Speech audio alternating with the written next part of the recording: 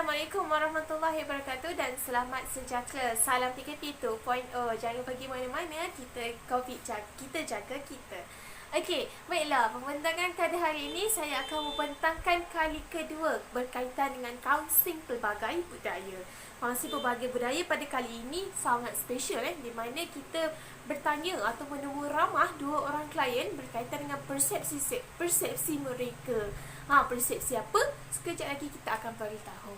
Okey, walau bagaimanapun setinggi-tinggi penghargaan saya ucapkan dan jutaan terima kasih kepada pensyarah saya yang comel tu, Dr. Aziz Zamani bin Zubir Ed Salim, kerana telah memberi peluang kepada kami untuk membuat pembentangan kali kedua.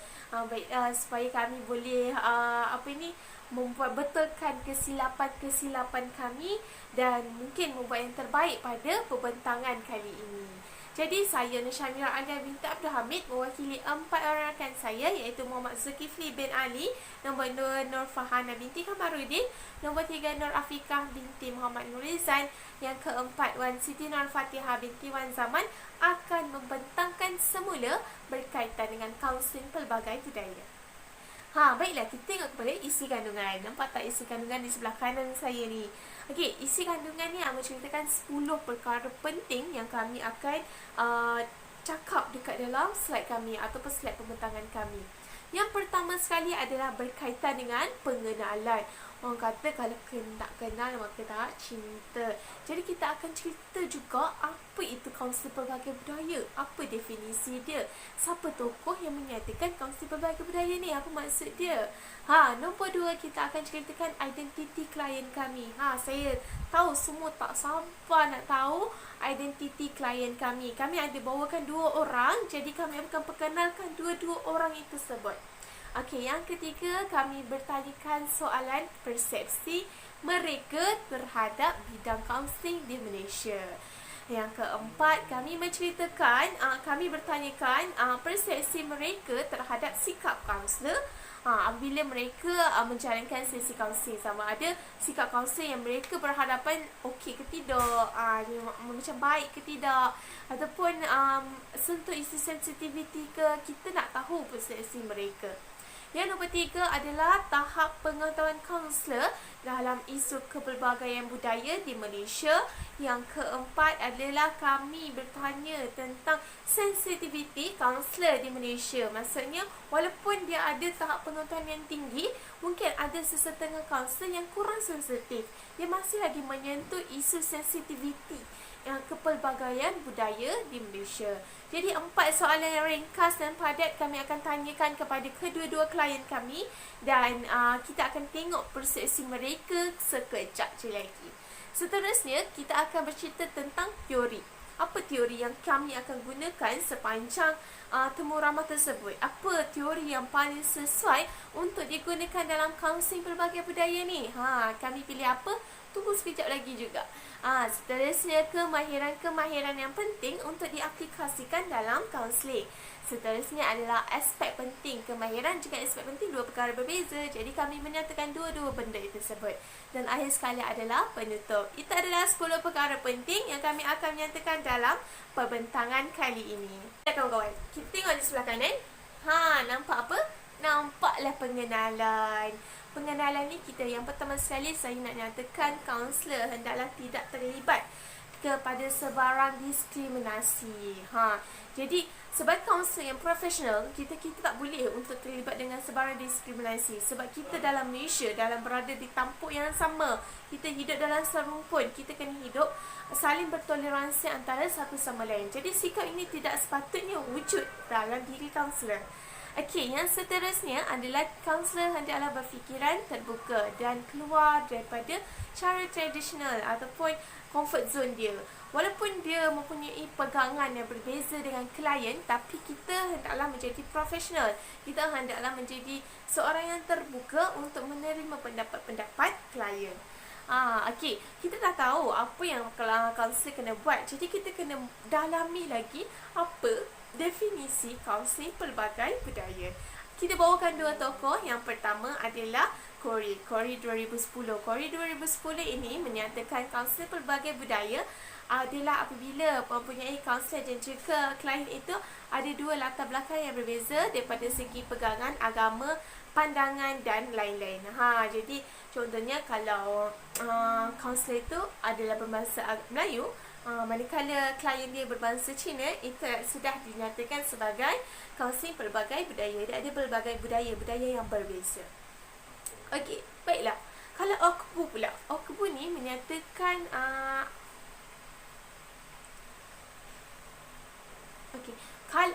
kita nyatakan OKBU pula. OKBU ni pula menyatakan pemahaman manusia terhadap sosial dan juga fizikal. Sama ada pemahaman manusia ni secara kedua-dua sekali ke ataupun salah satu. Itu ataupun dikira sebagai kaunseling pelbagai budaya. Jadi kita dah tahu dah kesemuanya definisi pun kita dah tahu. Jadi kita dah dapat dalami apa itu kaunseling pelbagai budaya. So, ini adalah waktu-waktu yang dinantikan oleh semua, iaitu untuk kenal identiti klien saya yang pertama. Tada! Nampak tak comel kan dia? Inilah dia Azlin Yee. Azlin Yee ni merupakan seorang pelajar UUM jurusan Ijazah Sarjana Muda Pendidikan Moral. Dia berusia 21 tahun dan dia berasal daripada Sarawak. Okey. Apa yang menariknya, kenapa saya pilih Azlin Yee ni kan? Bukan sebab dia comel, tapi sebab saya rasa dia ada keunikan yang tersendiri. Di mana daripada segi agama dan juga bangsa family dia sendiri. Kalau kawan-kawan nak tahu, ayah Azlin Yee ni berbangsa Melanau Iban, manakala ibu kepada Azlin Yee ni adalah berbangsa Cina. Jadi dekat dalam family dia sendiri ada dua bangsa yang berbeza. Tapi dekat dalam IC Azlin Yee menyatakan bahawa Azlin Yee ni follow ibu dia, maksudnya keturunan berbangsa Cina. Jadi ada dua perbezaan bangsa.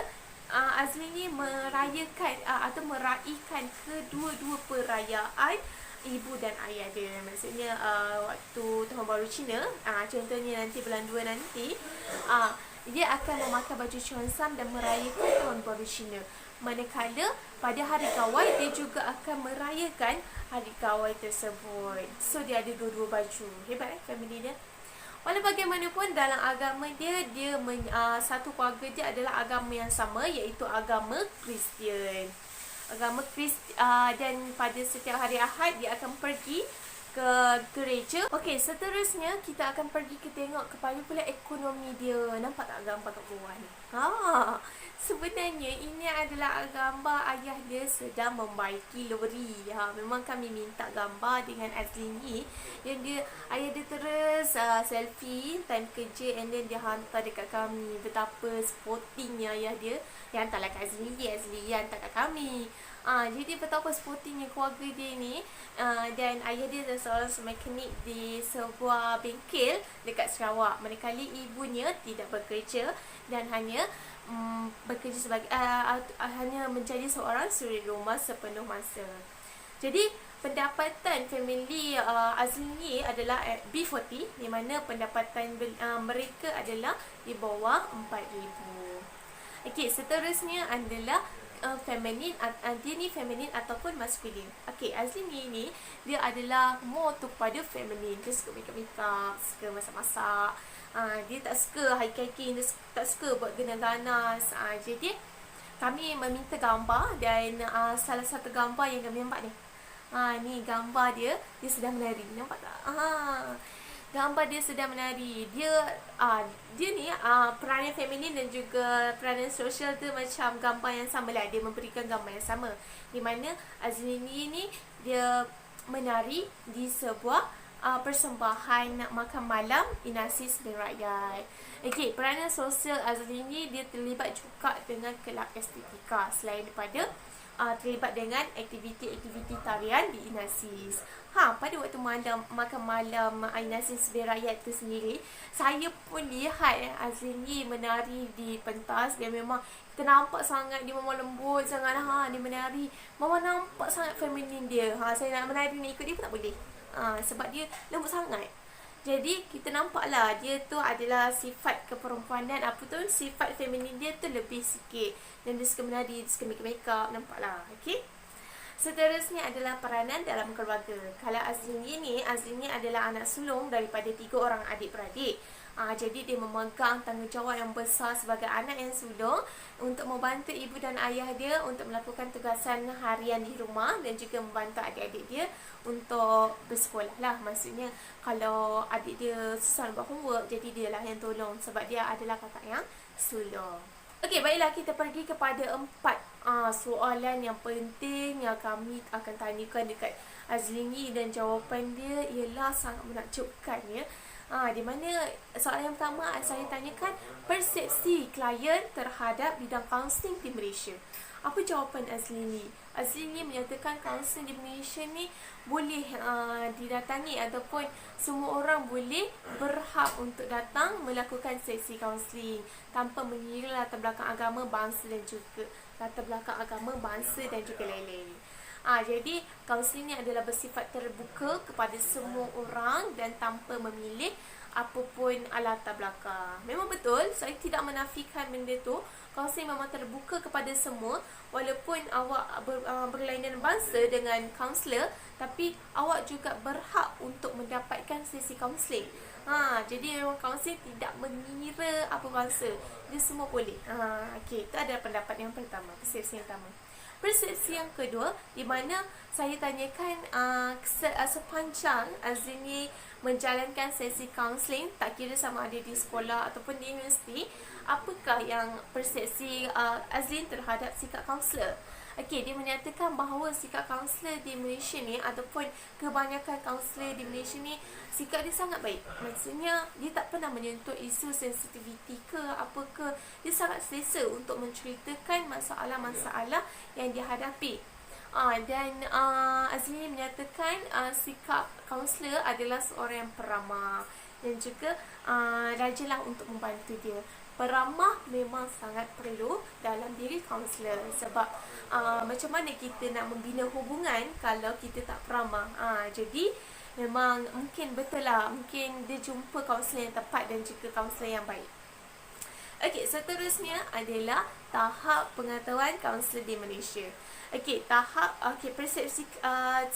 persepsi Azlini menyatakan tahap pengetahuan kaunselor di Malaysia berada di tahap yang terbaik, di mana dia memang mengetahui apa teknik etnik ataupun kaum-kaum di Malaysia. Jadi dia memang mengamalkan, dia mengambil tahu, dia buat research. Contohnya dia jumpa kaunselor dia dekat sekolah pada masa dia sekolah menengah lepasan SPM, Sijil Pelajar Malaysia. Dia buntu, tak tahu nak pergi ke kerjaya mana. Dia tak tahu nak sambung belajar ke dia nak kerja. Jadi dia mengambil sesi kaunseling kerjaya. And lebih menakjubkan apabila kaunselor itu walaupun dia kurang fasih dalam bahasa Melayu, tapi kaunselor tu sangat cuba yang terbaik untuk bagi dia dan kawan-kawan dia faham tentang tuju kerjaya dan kaunselor kerjaya tersebut. Dia membantu, dia cuba berkali-kali untuk memahami Azlini. Jadi percubaan kaunselor tersebut untuk membantu klien daripada bangsa yang berbeza sangat baik, dan ini adalah persepsi Azlini sendiri.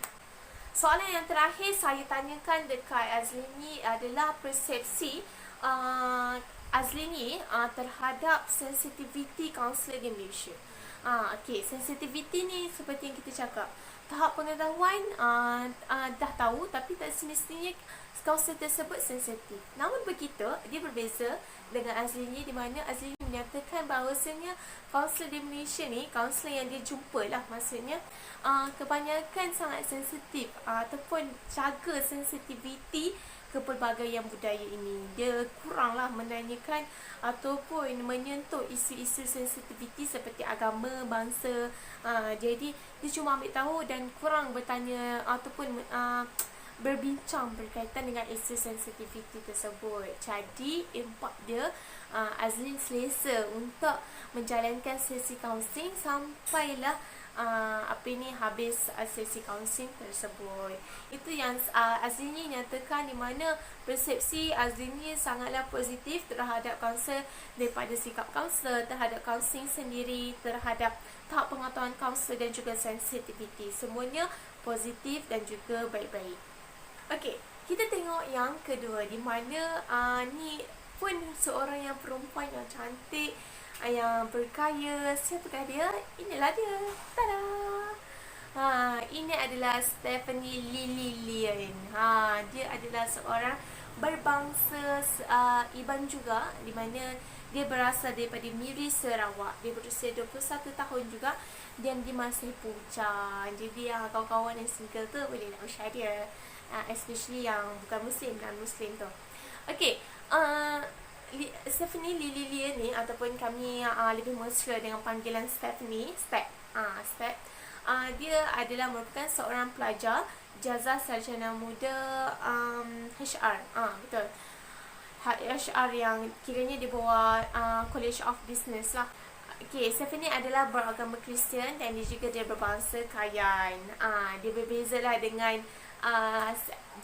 Azlin tadi. Azlin kan tadi berbangsa Cina, manakala ayah dia berbangsa Malanam Iban.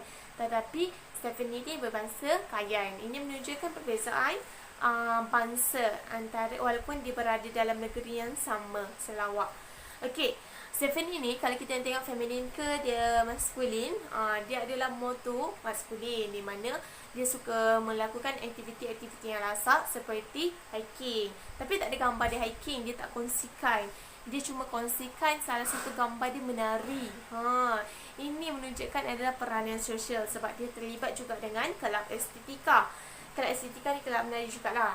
Dan nampak tak gambar dia memakai pakaian tradisional Iban, di mana penuh dengan dia punya kepala dia cantik.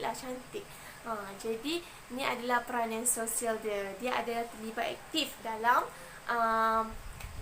kelab estetika.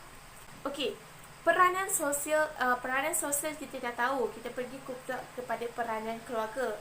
Okey, Stephanie ni merupakan anak yang ketiga daripada 6 orang adik-beradik. Jadi dia juga tidak berkongsi banyak gambar, mungkin dia nak privacy. Jadi kami yang menghormati dia punya privacy dia. Jadi okey, dia cakap dia selalu membantu ayah dan juga ibu dia dalam keluarga. Okey, baiklah kawan-kawan, kita pergi seterusnya 4 soalan yang utama yang kami nak katakan. Okey, ni adalah yang pertama. Ni adalah soalan yang pertama, yang kat atas tu yang pertama. Manakala yang kat bawah tu adalah soalan yang kedua. Soalan yang pertama kami nyatakan sama juga dengan Azlini tadi. Apa persepsi Stephanie terhadap bidang kaunseling di Malaysia?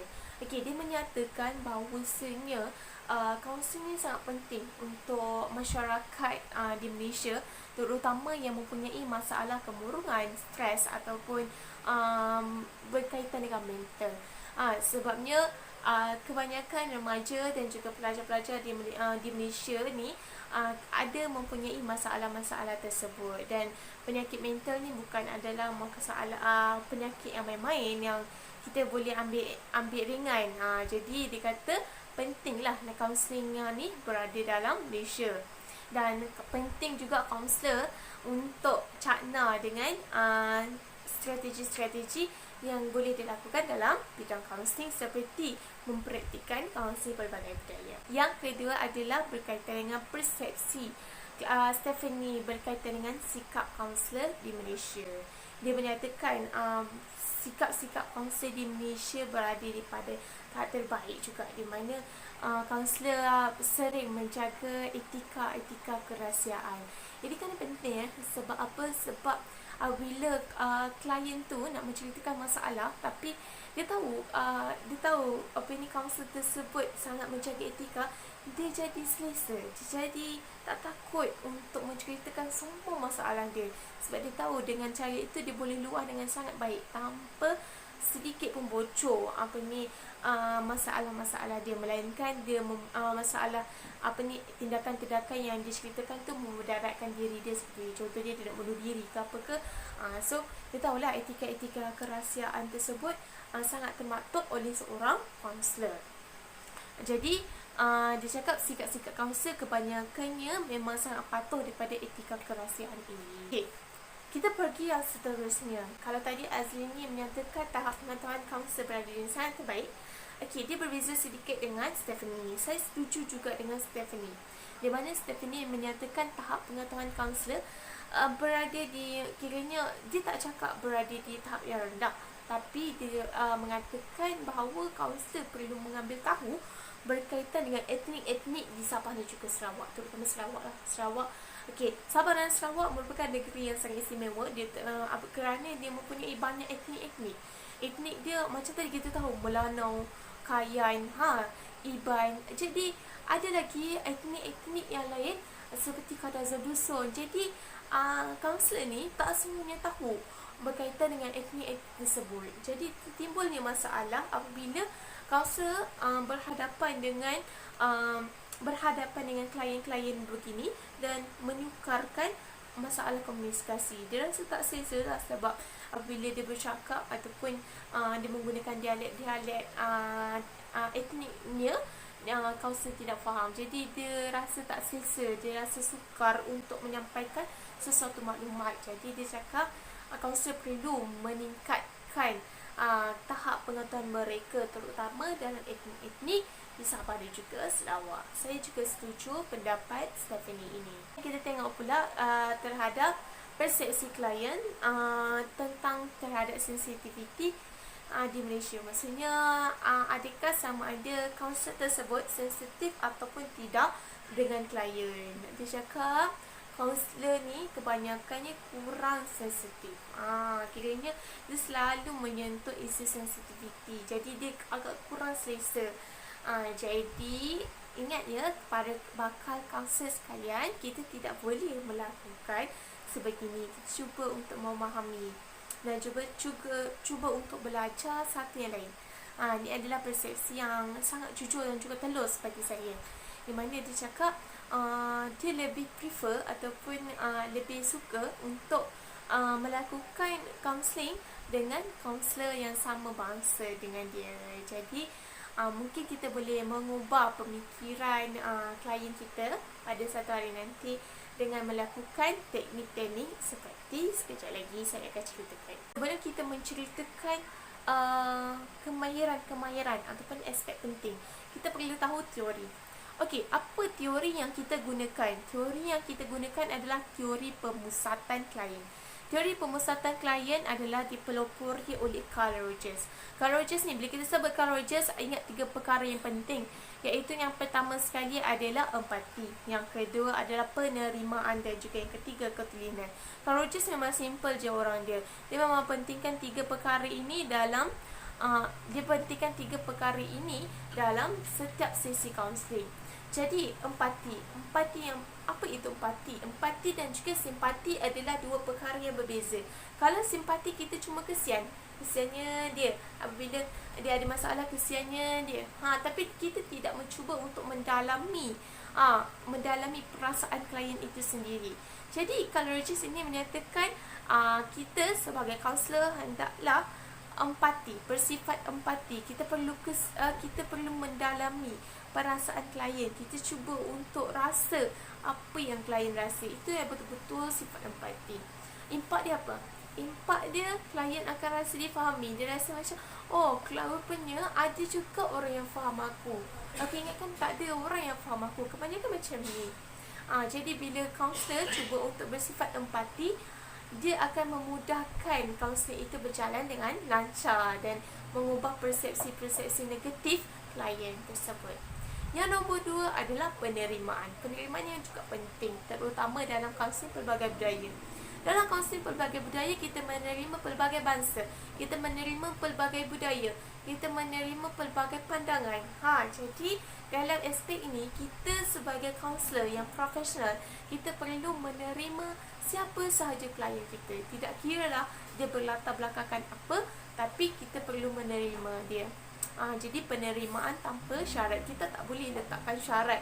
Kalau nak jadi klien aku kena handsome, kalau nak jadi klien aku kena Melayu je. Tak boleh. Ini adalah yang dikatakan oleh Carl Rogers. Kita kena terima dengan terbuka. Yang ketiga adalah ketulinan. Ketulinan ni apa? Kita tak boleh untuk manipulasikan klien, manipulasikan pandangan klien tersebut, di mana kita perlu telus, kita perlu jadi tulik. Kita tak boleh fake walaupun dalam sesi kaunseling. Dia nak tunjuk sangat baik, sampailah nampaklah fake dia tu. Jadi dalam kaunseling kita hendaklah tulen. Kita kena jujur supaya klien pun jujur. Klien juga lebih terbuka untuk menerima pandangan-pandangan ataupun isu-isu untuk penyelesaian masalah. Jadi 3 perkara ini penting. Kak Roger titik beratkan, iaitu yang pertama saya ulang balik, empati, yang kedua penerimaan, yang ketiga ketulinan. Terusnya kita akan pergi kepada kemahiran. Kemahiran ada banyak sebenarnya, tapi kami menyatakan 4 kemahiran yang paling utama. Okey, kita tengok yang pertama. Nampak tak? Kemahiran prasesi. Okey, prasesi ni macam mana? Apabila klien masuk je dekat dalam bilik kaunseling, itu dah mula kita punya sebagai kaunselor, tanggungjawab sebagai kaunselor untuk membantu klien lebih selesa. Okay, prasesi ni supaya keadaan dia, suasana dia kondusif, tak adalah bunyi enjin kereta brum brum brum, tak adalah. Jadi supaya suasana kerusi pula bunyi-bunyi, jadi tak selesa. Prasesi ni adalah semua isu yang sebelum kita jalankan sesi kaunseling kita kena titik beratkan. Yang kedua adalah kemahiran membina hubungan. Ni pun penting. Ni penting sangat kawan-kawan, mana kemahiran membina hubungan. Kalau tak ada hubungan, macam mana kita nak jalankan sesi kaunseling sampai ke peringkat akhir? Jadi inilah kita cuba untuk mengubah pemikiran-pemikiran yang negatif, di mana kemahiran membina hubungan, ataupun kita cuba untuk berkenalan dengan klien kita dengan lebih rapat, supaya kita lebih selesa, kita lebih rasa okey, ngam dengan dia. Inilah kemahiran yang penting. Yang ketiga adalah kemahiran mendengar. Mendengar kat mana? Telinga ke sini. Kemahiran mendengar ni penting. Sebab apa? Supaya kita ni dapat apa yang dia nak sampaikan. Maklumat-maklumat yang dia nak nyatakan tu sampai. Tak adalah kita perlu kita bercakap, dia bercakap, kita bercakap, siapa tak dengar. Tak tahu siapa yang nak menyelesaikan masalah. Tak tahu siapa nak tolong menyelesaikan, tolong membantu dia ke jalan yang benar. Tak ada lagu raja. Maksudnya kalau kita tidak mendengar, macam mana kita nak memproses maklumat, memproses jalan cerita, ataupun memproses apa yang disampaikan. Jadi kemahiran ni pun sangat penting. Okey. Yang keempat adalah kemahiran membuat rumusan.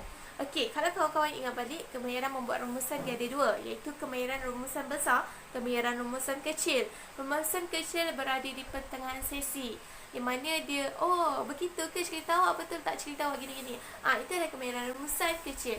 Atau rumusan besar ni more tu kepada yang akhir, yang pada belakang. Maksudnya bila dia nak habis sesi, dia rangkumkan semua, apa semua tu. Itulah yang dikatakan kemahiran rumusan besar.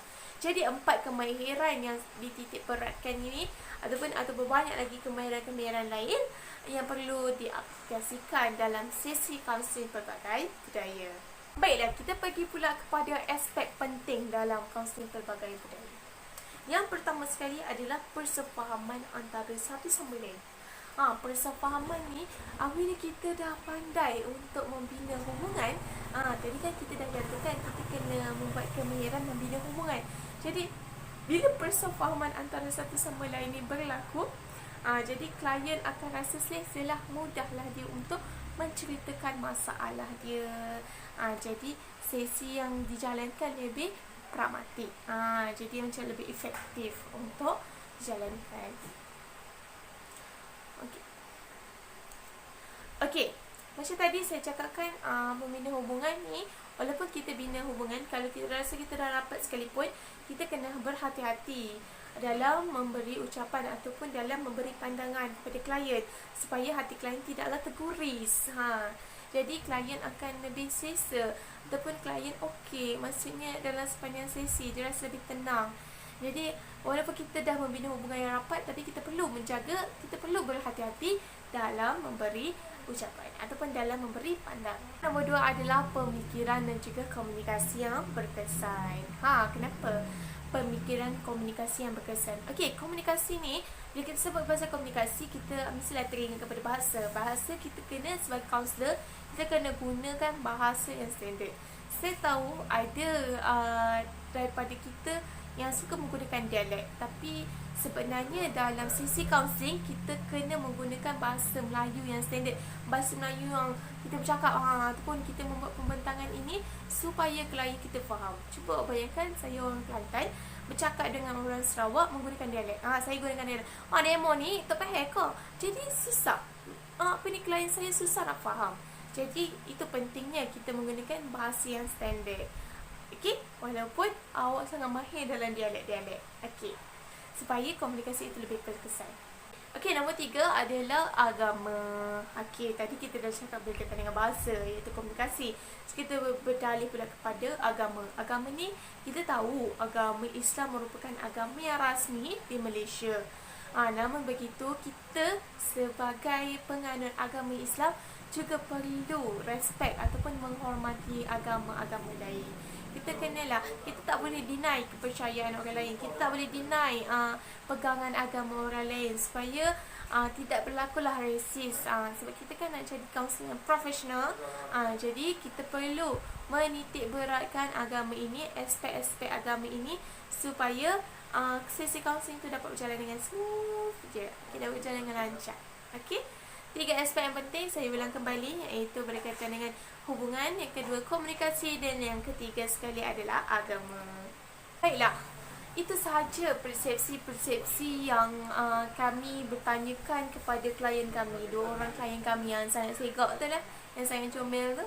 4 soalan yang simple tapi padat yang kami nyatakan, dan juga identiti budaya yang kami lihat, kenal pasti kedua-dua klien kami.